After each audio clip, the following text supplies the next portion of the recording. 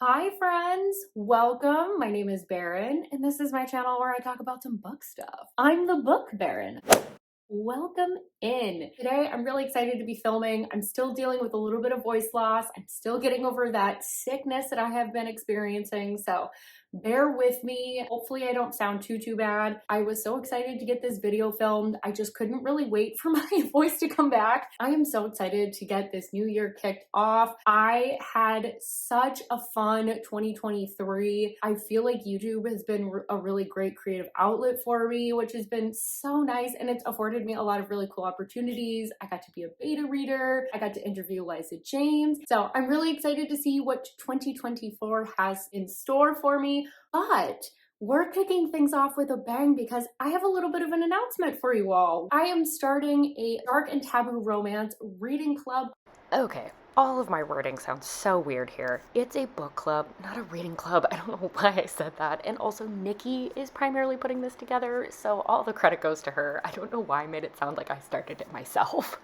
Called Tainted Love with my friends Nikki from Nikki and Bookland here on YouTube and on Instagram, and Cynthia, who is better known as Kindle After Dark over on Instagram. Our first live show is going to be January 28th, and it will be taking place at 3 p.m. Pacific time, and I think that's 6 p.m. East Coast. And that will be live over on Nikki's channel, but you can always catch the recorded version if you can't make it. To kick off my TBR, I'm going to tell you a little bit about the book that we're planning to read for our book club, which is Untraditional Fairy Tale, and this is by Corey Zahara. She writes very trigger heavy books, so please check triggers. Like, I don't think she's capable of writing anything that doesn't have like a page worth of trigger warnings. This is obviously a dark romance and has some stalking and also some sex work themes. This is centered around Pepper, and she moves to Paris. She's kind of escaping a bad relationship, and in order to pay the bills, she is an escort. She doesn't sleep with her clients, but she does go on dates. She starts receiving some kind of flirty emails from an unknown person who turns out to be her stalker. And that person's name is Charles, and he is absolutely enraptured by Pepper, but things don't end there. I've heard that there are twists and turns, so this little synopsis hardly even gives us real insight into what the actual book is about, so I'm so excited to dive into that. I hope you guys are all excited as well and will join us on the 28th. If you have questions of any kind about the Tainted Love Book Club, feel free to hit me up on Instagram or in the comments. That's a good start to our TBR, but let's get going. So I'm really in the mood for dark romance, so there is a lot of dark romance on this list. And this one is no exception. We're talking about Count of Eight by Bryn Ford. So this is on KU. This is the first in a series. It's a dark romance, and it's got a captive situation, kind of like Still Beating, but it's not captive. So this is about two different dancers who are both taken captive. And we start out with Anya, and she is serving the four families. I don't know what that means, but it kind of sounds like maybe she's dancing for them. And she's been serving them ever since she's been kidnapped. She's been isolated, alone, and she has been pretty abused by the person that took her captive. And she's really given up on escaping entirely. That is until they bring home a new captive who is also a dancer, and his name is Ezra. This really changes Anya's world, and these two start falling for each other despite the circumstances. Like I said, it kind of gives me some vibes of like Still Beating because it's a captive situation for both of them. I was really excited to find another book that kind of had that because I was in the mood for that type of trope, and I almost thought about rereading Still Beating, and I was like, you know what, there's probably another book out there that also does something similar, so I'm really excited to get to this one. Next up is Taming Saraphina, and this is by Gigi Sticks. Once again on KU. It's a standalone, and it's got once again a captive situation, but that's not the bulk of the book, and it's like revenge hitman kind of a book. So the premise is that Seraphina was taken captive, broken down, and she was fashioned into this weapon. She basically has been trained to seduce and murder people. So she's like the ultimate hitman, or hit person, hit woman. But Leroy ends up rescuing her from this basement, thinking that she's this innocent person, only to realize he has let a serial killer into his life. And she's not 100% stable, and she does not trust him. So he needs to find a way to kind of curb her murderous rage so he doesn't end up being her next victim. But they're really forced to work together because someone from her past reemerges. So to avoid being reclaimed, those two need to work together. So I got this as a recommendation from Cynthia from Kindle After Dark over on Instagram. She was like, this kind of seems like your brand of unhinged. I was just perusing books. Does this interest you at all? I was like, yeah, it does. You're absolutely right. Next up is one that's been on my TBR for a while, but I haven't really been in the mood for sports romance, so I've been putting it off. And that is The Canary Cowards by Jessie Hall. This is on KU, this is a standalone, and obviously it's a sports romance. So this is about Dylan. She is a physiotherapist and she just finally graduated and she's out in the field now. And she finds herself falling for a client, a position she never really thought she'd be in because she's very strict and professional. But Lake is this cocky, broody, he's got a little bit of an attitude on him type of guy, and he's the top running back in the league. Unfortunately, he has suffered a debilitating injury and this has really just derailed his entire professional career. And so they're spending a ton of time together as they get him rehabilitated. And Lake has been taking a particular interest in Dylan. He notices that she's got this strict professional exterior, but she's a little bit saucy. And she also seems to have some secrets because she is showing up to work with bruises on her. So he wants to figure out what's going on there. So Jessie Hall usually has like a pretty intense emotional component to her book at some point, but I've heard that this one is less dark, more emotional than some of her other things like That's a Glove and Hawk. This book is on the longer side too, and her books tend to be in general, but it's so interesting with her books. I just never find myself like feeling the length of them. I never really get bored. She's so good at captivating you and really pulling you into the story that I never remember that her books are like 500 plus pages, which is something I gripe about consistently. So like truly this is a feat. The one thing that I will say is that her spice tends to be a little bit too much for me, but it's only like one scene too many, so it's totally tolerable. But anyway, all that to say, I'm really excited to get to that book. Next up, I have one that just recently popped up on my radar, and immediately I was like super, super interested. So it's The Lovely Return by Carrie Cole. This is a standalone on KU, and it's got like some themes of reincarnation and like true soulmates. And it's got an age gap. So this is about Alex, and he makes this kind of like wish during a very tragic moment in his life, unaware that it may potentially be coming true. A few years later, a young girl enters his life named Penny, and she's kind of known for being a little bit odd. And part of the reason for that is that Penny feels like slightly out of place in her life. She feels almost like she's living the wrong one. Over time, Alex and Penny end up developing a very deep friendship and have this just undeniable chemistry despite this very significant age gap. And Penny really becomes almost infatuated with Alex. She starts experiencing some visions of a previous life that she's had with him, and this starts to cause some strain on their relationship. So is this a love that actually like transcends time and death? Or is Penny completely delusional? So I really became interested in this because I liked this sort of concept in Naomi Loud's book, but her writing just didn't really click for me. So when this came across my radar, I was really excited because I was like, I love this concept and exploring this in a book.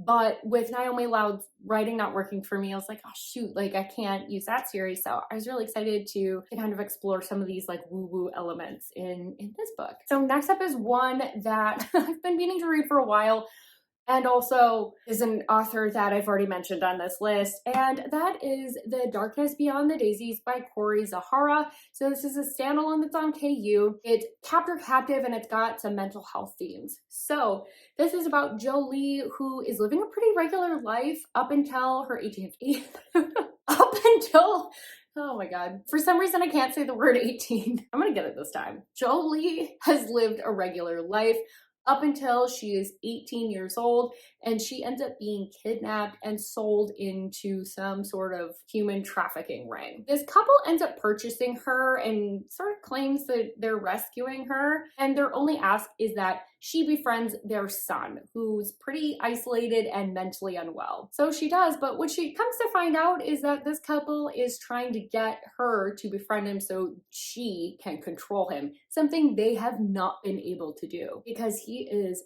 volatile and very unpredictable. So it doesn't say it in the synopsis, but I've heard from other people that this has dissociative identity disorder, DID, which was formerly called multiple personality disorder. And I was able to get a hold of a black page copy. They are sometimes available on Amazon if you're interested. It's only the hardback version, but yeah, there's been a lot of issues with that. So if you see it and you're interested, snag a copy because it's been a little bit of roulette. Next up, I have Ethereally Tamed by Raylan. This is on KU. It's the first in a duet, and the second book just recently released. I can't talk today, guys. This is so bad, and it's not just my throat. My mouth isn't working, so this is a really interesting combo for you all. Maybe it wasn't a good idea to film today. Try this again. It's on KU. It's the first in a duet, and the second book just recently released. This is sort of like a dark psychological thriller type of a romance. 2 years ago, Naya got her revenge, and she was feeling pretty good about it, but eventually she finds herself in the basement of Dankworth Institute, a prison-like psych ward that is for people that they believe are beyond help. But there's something a little bit more sinister kind of lurking in the walls here. Her goal is just stay alive and keep to herself. That is until she meets a very mysterious man who's got a very intense presence and is equally as broken. So I've actually been eyeing up this book a while since it released back in the summer. I was perusing Stuff Your Kindle Day and I was like, you know what? I am not going to actually stuff my Kindle this time. I'm just going to pick the books that I am really interested in. And then I saw this one and I was like, yeah, that makes the list. That makes the list. I've been interested in this and this feels like the sign to go ahead and read it. Especially with the cliffhanger that I've heard is at the end of this book. I wanted to make sure book 2 was also out. So like this really has just been working out for me. Next up we have The Lies We Steal by Monty J. And this is on KU. This is first in the Hollow Boy series. It's new adult. It's kind of got some like dark academia vibes because there's like a mystery and it's a dark romance and we're on a college campus. But this takes place in Hollow Heights, which is this university that's really for the rich, the wealthy to send their kids. It's a very prestigious college. And this college is in Ponderosa Springs, which is sort of a little bit of a sketchy town. It's got some secrets, some treachery afoot. And part of that treachery is the Hollow Boys. It sounds like they're kind of just like lurking around campus being not great people. The heroine lands herself in their path. The end of the synopsis says there's sorrow, pain, and blood. And I said, that sounds like a great time. So I'm actually really interested in reading the third book in this series the most, but I did ask the author because I wasn't clear on whether or not these are interconnected standalones or whether these are a proper series. I would read them in order if I were you. So I was like, all right, I will. But the third book, both the hero and the heroine are serial killers. Doesn't that sound so good? I will, for once in my life, actually read a series in order. However, I will not be reading the next series I'm diving into in order at all. And that is going to be Below the Puls by C.L. Menegan? I hope I pronounced that right. I'm really sorry if I didn't. But this is the third book in the series, but it's the first part of a duet that's going to be contained within this series. Hopefully that makes sense. So this is like a motorcycle club. It's got like a rock star. The heroine's a dancer. And it's got some like dark romance thriller kind of vibes. The blurb has a lot of information, but it's also really vague in the way it's written. So this is my best interpretation. Here we go. So it sounds like Blaine's life is pretty abruptly changed because of a car accident. And it sounds like maybe they end up crashing into some water because there's a lot of references to drowning. He actually has a ton of survivor's guilt from this accident because it sounds like she might have been the only person to survive and she blames herself for the deaths of the other people. Like if she wasn't there, they would have survived. But Harlan Graves ends up entering her life and he's this famous rock star and the bass player for Chasing the Storm. And he kind of helps make her struggles a lot more bearable. But death is not done with her. This relationship may not be meant to be because she ends up bleeding out at some point on a sidewalk. This series has actually been on my radar since the first book release, but I just hadn't really been in the mood for a rock star romance. But I really just need to dive in, and the melancholy feeling of this heroine that I'm getting from the blurb just really speaks to me. That, and I'll be honest, this cover out of the entire series, I love the most. I love that kind of like teal red combo on covers. Is that a good reason to start with this book? Probably not, but I'm gonna do it anyway because I do what I want. All right, last one. We have Sacrifice by Rhea Watson. This is on KU, and it looks like this book might become part of a series. There's at least one novella that's associated with it, but at this point, it's just the book and the novella. That was a lot of rambling, but basically there's only one book in this series, if it'll be a series at all. I think the cold medicine might be getting to me. Let's move this along. This is an Omegaverse. It's got Why Choose, Hurt Comfort, and some shapeshifters. So the heroine just graduated the Omega Academy, and she is Class B Fertile Omega. So there's like Class A, Class B. So she's like a really solid option for an alpha pack. She's not like grade A, but like she's up there. But unfortunately, her father decides that he's going to name his price and ends up selling her to a shifter breeding facility. And their goal, basically, these two, is to save tigers because the tigers are becoming extinct, and very quickly after, tiger shifters will be going extinct as well. Despite her resistance to what's going on, they are willing to do whatever it takes, and that includes forcing her to go into heat. So I haven't read an Omegaverse in quite some time. I was kind of in the mood for one, and I don't think I've ever read like a shifter Omegaverse book. So, and I found this on Stuff Your Kindle Day, so I was like, you know what? This feels like a good sign. Also, this cover is really cool. I'm really excited to get to this one as well. All right, well, Kevin has decided to join us for this outro. That is my January TBR. Let me know what's on your TBR, anything that you read from December that you want to recommend. Did you get anything from Stuff Your Kindle Day that you're looking forward to? I'd love to hear all the things about what you're planning to read in January. And don't forget to like this video if you liked it, subscribe if you want more content from me, and I hope I see you on my next video, where hopefully I have my voice back. Bye-bye!